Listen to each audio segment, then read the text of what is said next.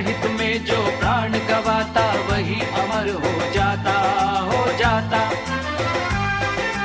ग्राम ग्राम अब निकल पड़ो तुम लेकर स्वामी जी की पताका, पताका। हर हित में जो प्राण गवाता वही अमर हो जाता, हो जाता। जय विवेकानंद हमारे, जय हो भारत माता। जय विवेकानंद हमारे, जय हो भारत माता। जय जय विवेकानंद हमारे, जय हो भारत माता।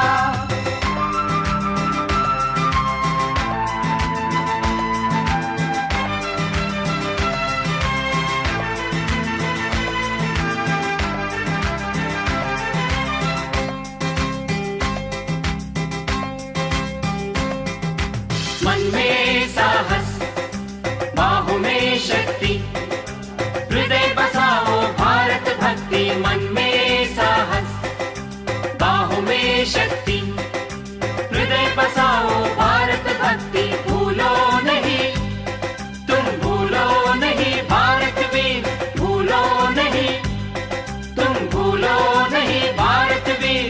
गरीबों से खून का नाता भूलो नहीं। जय विवेकानंद हमारे, जय हो भारत माता। जय जय विवेकानंद हमारे, जय हो भारत माता।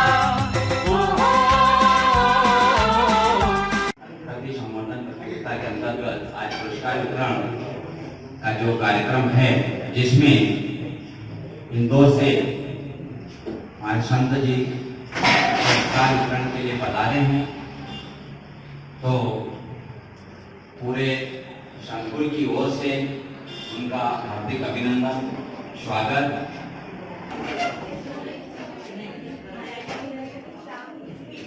ओम अग्निर्वर्चः ज्योतिर्वर्चः सूर्योवर्चः ज्योतिर्वर्चः स्वाहा।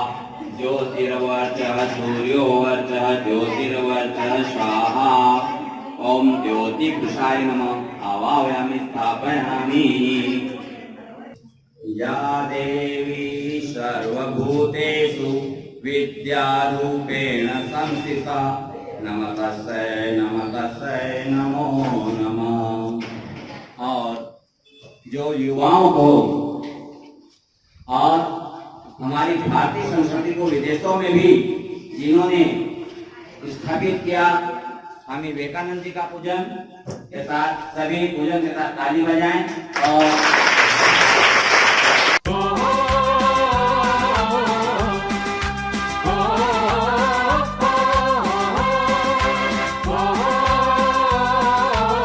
इंतजार है जिस घड़ी का, तो सबसे पहले इसीलिए हम पुरस्कार वितरण से शुरू कर रहे हैं आज का कार्यक्रम। सभी प्रतियोगिताएं मैं आपको एक बार बता दूं, जिन्हें नहीं पता था। 5वीं क्लास में शुद्ध सुंदर लेखन की प्रतियोगिता हुई थी। 6ठी क्लास में पाठ आवृत्ति हनुमान चालीसा। 7वीं क्लास में प्रश्नोत्तरी, विषय था स्वामी विवेकानंद। 8वीं क्लास में प्रश्नोत्तरी, विषय था श्री रामकृष्ण परमहंस। 9वीं क्लास में प्रश्नोत्तरी, श्री मां शारदा देवी। 10वीं क्लास में पाठ आवृत्ति स्वदेश मंत्र की। 11वीं क्लास में निबंध प्रतियोगिता हुई थी, जिसका विषय था युग नायक स्वामी विवेकानंद। और 12वीं क्लास में प्रतियोगिता हुई भाषण प्रतियोगिता, जिसका विषय था हमारे आदर्श स्वामी विवेकानंद।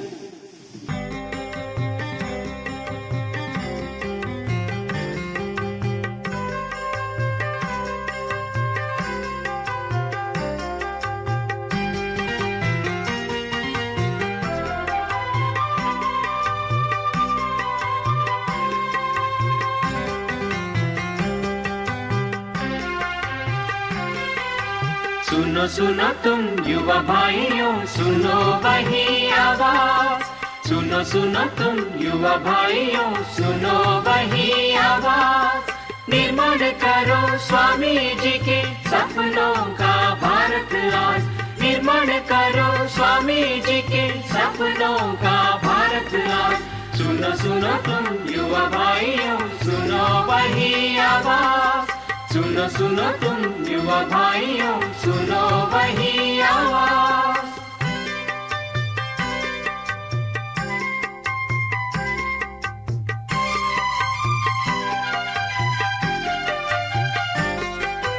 स्वामी जी की तुम में आशा।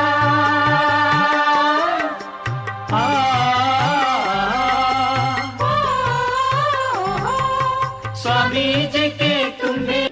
शासकीय विद्यालयों में हाई स्कूल हाई सेकेंडरी में योग क्लब बने हैं, जिनकी पहली बार राज्य स्तर पर प्रतियोगिता हुई, जिसमें जिला लेवल पे शासकीय उच्चतर माध्यमिक हीरापुर के 4 बालक बालिकाओं का सिलेक्शन हुआ और जिसमें से एक बालिका राज्य स्तर पर पहुंची। उन सबको भी चारों को हम पुरस्कृत करने जा रहे हैं, आज उनका सम्मान करने जा रहे हैं। स्वामी जी के तुम में आशा, मातृभूमि का तुम हो भरोसा। स्वामी जी की तुम में आशा, मातृभूमि का तुम हो भरोसा। विराटी सेवा में कर दो शूद्र इस वर्ष रामकृष्ण मिशन द्वारा चयनित हमारे क्षेत्र के 7 विद्यालयों में बच्चों को और विद्यालयों को सामग्री वितरित की गई है। उन्हीं 7 विद्यालय के प्रधान पाठकों को विद्यालय के लिए स्वामी विवेकानंद का छाया चित्र भेंट किया जा रहा है। विराटी सेवा में कर दो शूद्र स्वार्थ का त्याग। विराटी सेवा में कर दो शूद्र स्वार्थ का त्याग। निर्माण करो स्वामी जी के सपनों का भारत आज। निर्माण करो स्वामी जी के सपनों का भारत आज। सुनो सुनो तुम युवा भाइयों, सुनो वही आवाज। सुनो सुनो तुम युवा भाइयों, सुनो वही आवाज।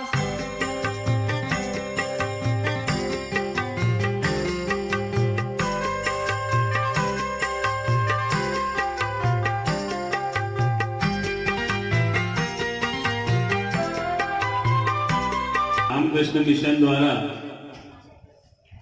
कुछ प्रतियोगिताएं यहाँ पे आयोजित की गई और उन प्रतियोगिताओं में आसपास के सभी विद्यालय और हीरापुर के विद्यालय के बच्चों ने अपनी प्रतिभा का प्रदर्शन किया।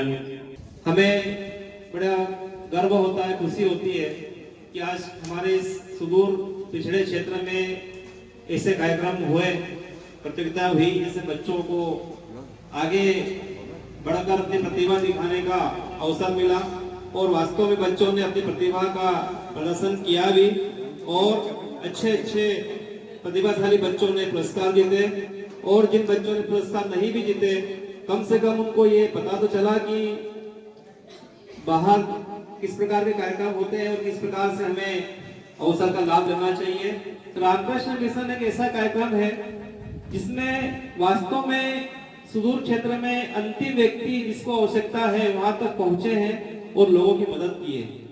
इसमें ये बच्चों को इस प्रकार से पुरस्कार प्रदान करना और उनके प्रतिभाओं को आगे लाना वास्तव में रामकृष्ण मिशन के समस्त सहयोगी महाराज श्री और इस कार्यक्रम को आयोजित करने के लिए सक्रिय रूप से भागीदारी करने वाले मेरे साथी भाई आशीष दांडे, जिन्होंने ये प्रयास किया और इस दूर क्षेत्र में ऐसे कार्यक्रम आयोजित किए और आवश्यक वस्तुओं की जो उन्होंने अंतिम व्यक्ति तक पहुंचाया, उनको भी बहुत बहुत धन्यवाद देना चाहता हूं। और उनके लिए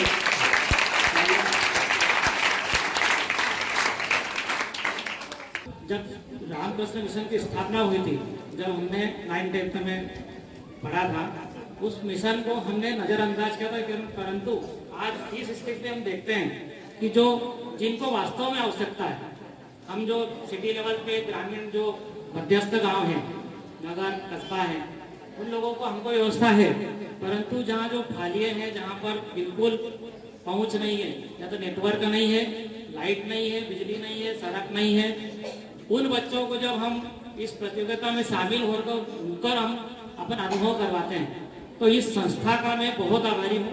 परंतु इस संस्था द्वारा जब निस्वार्थ और निःशुल्क जब बच्चों को प्रतियोगिताएं करवाकर और उन्हें प्रतिभागियों को ऊपर उठाने के लिए जो प्रयास किया गया है, ये बहुत सराहनीय काम है इस संस्था का।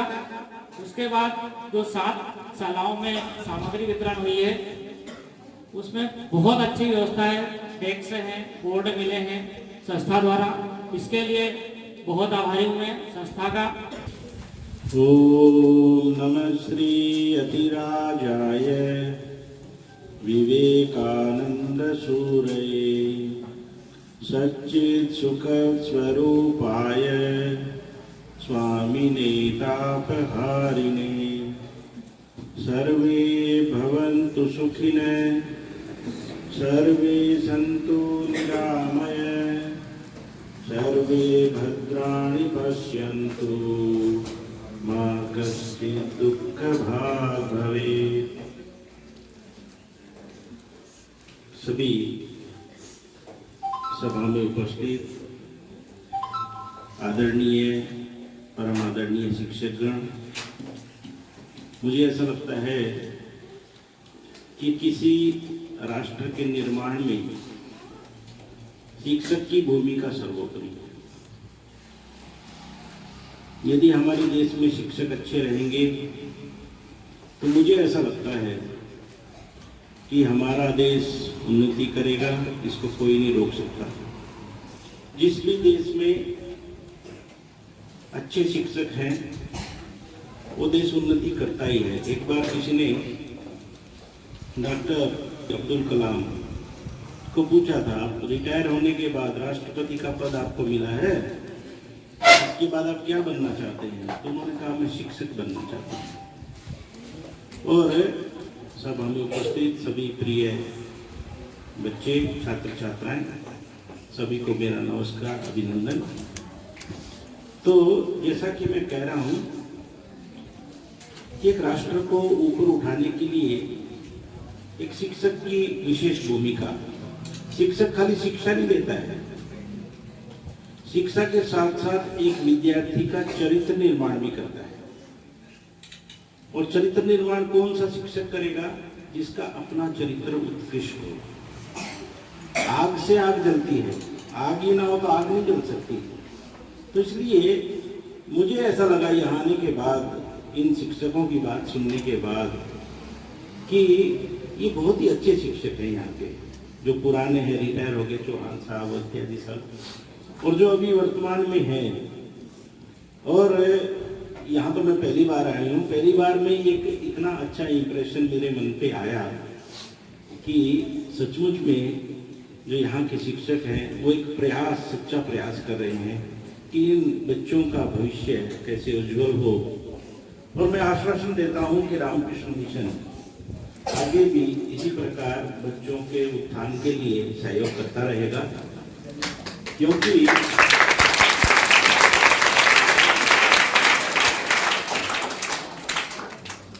स्वामी विवेकानंद ने एक सुंदर बात कही। ये रामकृष्ण मिशन की स्थापना उन्होंने की 1893 या 97 ईस्वी में। तो 97 ईस्वी में जब रामकृष्ण मिशन की स्थापना की उन्होंने, तो इस मिशन की स्थापना करने के बाद उन्होंने कहा इसका एक उद्देश्य है। तो रामकृष्ण मिशन का उद्देश्य क्या है? तो उनके मन में आया कि ये जो साधु सन्यासी हैं उत्तराखंड में, तो भगवान का भजन करते तो ठीक है, लेकिन बाकी समय क्या करते हैं? खाली बैठे रहते हैं। तो इन सन्यासियों को काम में लगाना चाहिए। उनका एक उद्देश्य था, क्योंकि उन्होंने भारत का भ्रमण किया, और भारत का भ्रमण करने के बाद उनके दिमाग में आया कि इन सन्यासियों को काम में लगाना चाहिए। और उन्होंने एक संस्था गठित की उनके गुरुदेव के नाम से, रामकृष्ण मिशन। रामकृष्ण परमहंस उनके गुरुजी थे, और उन्हीं के नाम से उन्होंने संस्था प्रारंभ की। और इस संस्था में पढ़े लिखे साधु होंगे। आपने देखा होगा कि रामकृष्ण मिशन के जो सन्यासी हैं, रामकृष्ण मिशन में प्रवेश पाने के लिए ग्रेजुएट होना जरूरी है।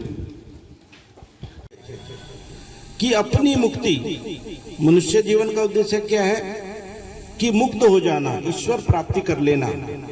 पशु ईश्वर प्राप्ति नहीं कर सकते, मनुष्य ईश्वर प्राप्ति कर सकते हैं। तो ईश्वर प्राप्ति आत्मनो मोक्षार्थम, अपनी मुक्ति, और बाई प्रोडक्ट में क्या हुआ? जगत हिताय च, जगत का हित। अच्छा, जगत का हित हम कर सकते हैं क्या? नहीं कर सकते हैं। लेकिन हम क्या करेंगे कि हमारे अंदर जो सामर्थ्य दी है उसका सदुपयोग करेंगे। इसलिए स्वामी विवेकानंद ने क्या किया? संस्था शुरू करने के बाद ये संस्था 4 आयामों में काम करेगी। 4 आयाम है इसके काम करने के। पहला कौन सा है?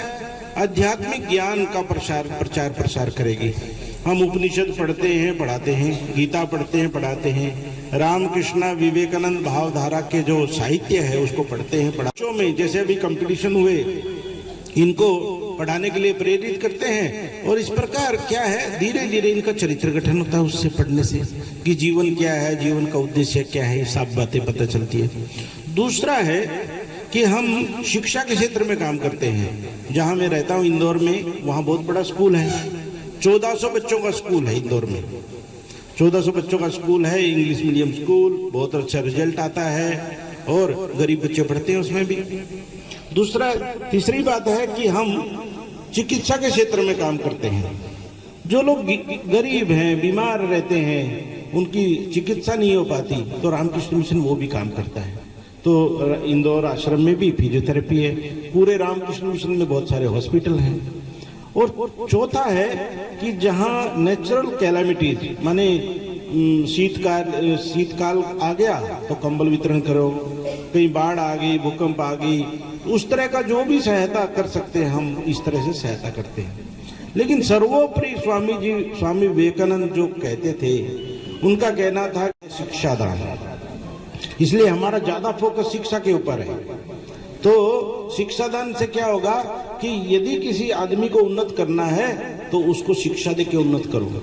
हम बहुत राष्ट्र निर्माण की बात करते हैं, अरे बच्चों को शिक्षित कर दो, अच्छा चरित्र गठित कर दो इनका, ये तो अपने आप ही राष्ट्र उन्नत हो जाएगा, हमको करने की जरूरत नहीं पड़ेगी। सिर्फ ये करना है कि इनको सही शिक्षा दी जाए।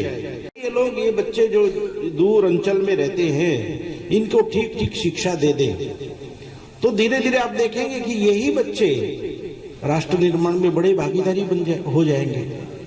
तो इस प्रकार स्वामी जी ने बार बार कहा कि बच्चों को शिक्षित करना ही हमारा प्रेम लक्ष्य होना चाहिए। इसलिए जब आशीष दांडे जी ने हम लोगों से कहा कि महाराज हमारे अंचल में जो स्कूल तो अच्छे हैं, टीचर भी अच्छे हैं, सारे चीजें, लेकिन कुछ चीजों की कमियां लगती हैं, तो हम लोगों ने कहा बिल्कुल हम पूरी करेंगे, हम कोशिश करेंगे। आप सभी लोग जानते हैं कि हमारी रामकृष्ण मिशन की जो संस्था है सरकारी अनुदान नहीं लेती, सरकार से हम कोई मदद नहीं लेते, जन साधारण के पैसे से ही ये सारा कार्य करते हैं। हम खुद लोगों के पास जाते हैं, दान मांगते हैं और उस दान से चाहते हैं कि बच्चों का, लोगों का जो है कल्याण हो। तो इसी उपक्रम में, इसी कार्यक्रम के तहत आशीष जी ने हमें कहा कि महाराज हमको बेंच चाहिए, ब्लैक बोर्ड चाहिए, साउंड सिस्टम चाहिए, दरी चाहिए और बच्चों के लिए ड्रेस, गर्म कपड़े, मोजे, जूते इत्यादि जो भी सामान ऐसा लगता है। जब इन्होंने कहा तो हम लोगों ने फैसला किया कि हम जरूर देंगे। और ये सारी सामग्री 15 से 20 लाख रुपए की हुई, मैंने कंबल वितरण से लेके सारा का सारा।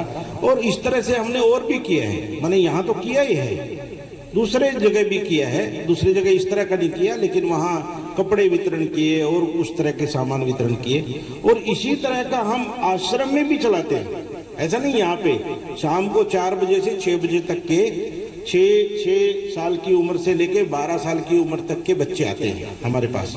उनको पढ़ाते भी हैं, योग भी सिखाते हैं, भजन भी सिखाते हैं और भरपेट भोजन भी कराते हैं, जाते स्वास्थ्य चेकअप कराते हैं। तो उससे क्या होगा कि जब उनकी ग्रोथ इस तरह से होगी तो हमको ज्यादा प्रयास नहीं करना पड़ेगा, लक्ष्य अपने आप निर्धारित हो जाएगा। संपर्क में रहते हैं तो धीरे धीरे उनमें से अच्छे लोग निकल जाते हैं। तो इसलिए, और बच्चों को एक और कहने का है, देखो बेटा तुम लोग छोटे लोग हो, स्वामी विवेकानंद बार बार एक बढ़िया बात कहते थे। क्या बात है? जैसी संगति करोगे वैसे बन जाओगे। उदाहरण क्या है कि एक जो है जंगल में एक शेरनी थी, वो शेरनी गर्भवती थी।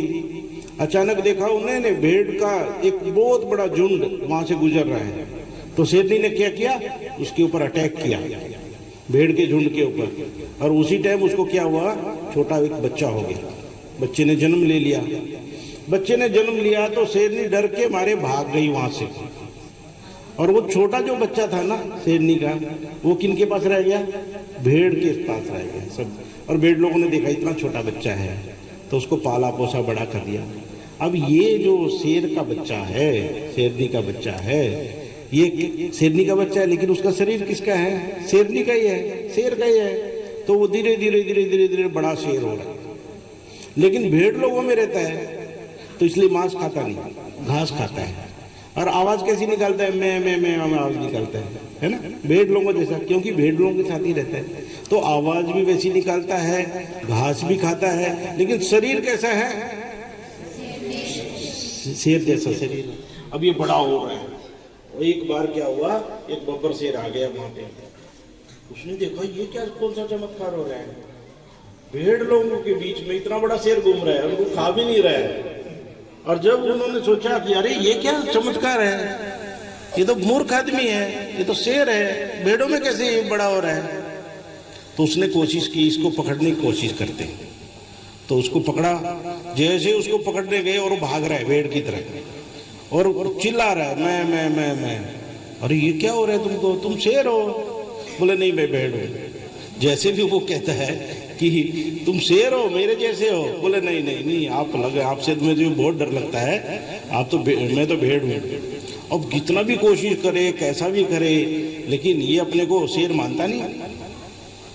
और जब देखता है भेड़ घास खाती है तो ये भी घास खाता है, भेड़ जैसे बोलता है। तो शेर ने सोचा कि इसको सिखाना चाहिए, जिसको पकड़ लिया। पकड़ने के बाद कहाँ ले गया? तालाब के पास ले गया। वो तालाब के पास ले जाके उसने क्या किया, एक मांस का टुकड़ा खिलाया उसको। बोले खा के देखो। तो उसने खाया, बहुत टेस्टी है ये तो, है, मैं खाए के लिए घास खा रहा था, है ना, मैं तो शेर हूँ, मैं तो मांस खाना चाहिए। और अपनी परछाई देखी, बोले देखो मेरी परछाई देखो, और अपनी परछाई देखो पानी में। बोले हम बराबर हैं, तू मेरे जैसा ही है, तू शेर है, कहाँ अपने आप को भेड़ समझ रहा था। तो स्वामी जी ने क्या कहा कि ये शेर का बच्चा भेड़ लोगों के साथ रह के भेड़ बन गया है। क्या ये शेर, लेकिन बन गया कैसा? भेड़। तो इसलिए स्वामी जी कहते हैं कि भेड़ लोगों के साथ रहोगे तो भेड़ बन जाओगे, खराब बच्चों के साथ रहे तो खराब बन गए। और यदि अच्छे लोगों के साथ रहे, अच्छा साहित्य पढ़ा, यूट्यूब में अच्छे लेक्चर सुने, प्रवचन सुने, अच्छे लोगों की अच्छी बातें सुनी, तो क्या होगा? अच्छे बच्चे बन जाओगे। और अच्छे बच्चे बनने से क्या है? अपने देश का निर्माण होगा। देश का निर्माण होगा तो पूरे राष्ट्र का निर्माण, संसार का निर्माण। एक्चुअली अग्नि तो एक आदमी से जलती है, धीरे धीरे। कई बार लोग कहते हैं हम अकेले क्या कर सकते हैं। अरे अकेले लोगों ने बहुत काम किया। विवेकानंद अकेले तो थे, है ना। अभी सर ने बताया अमेरिका चले गए। विवेकानंद के अमेरिका क्यों गए थे? क्योंकि वहां एक धर्म सभा होने वाली है। और धर्म सभा में क्या सोच रहे हैं वो लोग कि क्रिश्चियन धर्म को सर्वश्रेष्ठ घोषित कर देंगे। उनको लग रहा था कि क्रिश्चियन से बड़ा तो धर्म है नहीं। तो उन्होंने सब धर्मों के लोगों को बुला लिया और उनको लगा कि ऐसा करेंगे। विवेकानंद भी वहां पहुंच गए।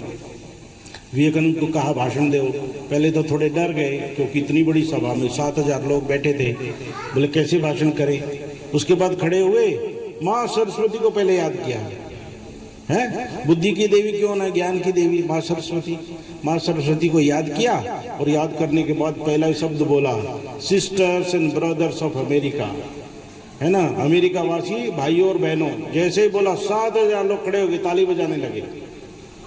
कितनी देर तक ताली बजाई? 2 मिनट तक ताली बजाई। 7000 लोग। नहीं तो हम तो गुलाम थे। हम लोगों को पहले क्या कहते थे? ये मदारी लोगों का देश है, सपेरों का देश है। हमको मानते ही नहीं थे लोग, ये तो ऐसे हैं भूखे नंगे लोग। लेकिन एक आदमी ने सोचा कि नहीं, अपनी गरिमा, अपना गौरव नीचे नहीं लाने देंगे। तो अमेरिका तक गए और वो इतना ही रुके नहीं वहां पे, वहां तो अपना डंका बजाया। भारत में आके हम लोग को बहुत लताड़ा।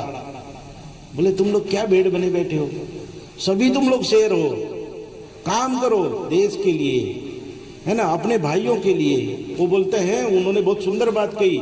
बोले मैं ऐसे धर्म में विश्वास नहीं करता जो भूखे के मुंह में रोटी का टुकड़ा नहीं डाल सकता। धर्म तो चिल्ला रहे हैं लेकिन भूखे को खाना नहीं खिला रहे। तो स्वामी जी कहते हैं मैं ऐसे धर्म में विश्वास ही नहीं करता जो भूखे को खाना नहीं खिला सकता, जो जिसके पास वस्त्र नहीं है उसको वस्त्र नहीं दे सकता, जो रोगी का उपचार नहीं करा सकता, जो शिक्षित लोग हैं उनको शिक्षा नहीं दे सकता। तो पहला धर्म हमारा क्या क्या स्वामी जी ने, मंदिर बाद में जाएंगे, पहला है कि जो जीते जी सब लोगों में जो भगवान बैठे हैं, हमारे शास्त्रों ने यही बात कही, ईशावास्य मिदम सर्वम यत्किंचित जगत्याम जगत, सभी लोगों में, सभी जड़ चेतन में भगवान विराजमान है। मंदिर में तो हम पूजा कर रहे हैं, लेकिन हमारे पास में जो भगवान खड़े हैं भूखे, उनको खाना नहीं खिलाते, उनकी कोई मदद ही नहीं करते, खाली राग द्वेष, मैं बोले जो कहता है कि मैं सबसे पहले खाऊंगा ये अपराध है, सिन्न है। लेकिन जो कहता है कि मैं सबसे बाद में खाऊंगा, सारी सुविधाएं मुझे बाद में मिलेगी, और रामकृष्ण मिशन की स्थापना उन्होंने इसलिए की। हम लोग जो सन्यासी उन्होंने इकट्ठे किए, 1500-1600 रामकृष्ण मिशन के सन्यासी हैं, 250 शाखाएं हैं, और ये जो काम कर रहे हैं, हमको तो आप लोगों से कोई परिचय नहीं, पहली बार मुलाकात हो रही है। लेकिन क्यों? क्योंकि ऐसा इन्होंने आशीष दांडे जी ने बताया कि वहाँ पे शिक्षा की सुविधाएं नहीं है, तो बिल्कुल तैयार, चलो भाई करेंगे काम, और आगे भी मदद करते रहेंगे। क्यों करते रहेंगे? क्योंकि हमारा तो एक उद्देश्य ही है कि एक सेवा करो, अपने ही लोग हैं, अपनी ही सेवा, दूसरों की सेवा करना माने अपनी ही सेवा है। तो स्वामी जी ने यही बात किया कि भारत के राष्ट्रीय आदर्श हैं, क्या है? त्याग और सेवा। जिसमें त्याग होगा वही सेवा करेगा, जिसमें त्याग नहीं है सारा पैसा सेवा का घर में ले जाएगा, है ना। कितने नेता लोग हैं, सेवा का मौका दो, सेवा का मौका दो, जैसे ही सेवा का मौका देते हैं घर में ले जाते हैं सारा सामान, है ना। पुराने जमाने में क्या होता था कि अभी भी रखते हैं पुलिस वाले, वो चोर को पकड़ने के लिए सूंघने वाला कुत्ता है ना, वो सूंघता रहता है चोर कहाँ है, ऐसे ढूंढता है फिर चोर को। तो एक ने पूछा पुलिस वाले से, आजकल तुम्हारे विभाग में वो सूंघने वाले कुत्ते दिखते नहीं। बोले सर क्या बताएं, वो सूंघने वाले कुत्ते सूंघते सूंघते हमारे घर में चले आते हैं। तो बोले चोर यही है। स्वामी विवेकानंद ने कहा, देखो बेटा छोटे हो तुम लोग, अभी से चरित्र निर्माण करना सीखो। चरित्र क्या होता है? झूठ नहीं बोलेंगे। देखो बोलो बोलो, आज से हम झूठ नहीं बोलेंगे, स्कूल में टाइम पे आएंगे, एक दूसरे की शिक्षा में मदद करेंगे, सवेरे उठकर माता पिता को प्रणाम करेंगे, स्कूल में आकर अपने शिक्षकों का सम्मान करेंगे, अपने आसपास सफाई रखेंगे, और दूसरा है जिसको मदद लगेगी हम मदद करेंगे।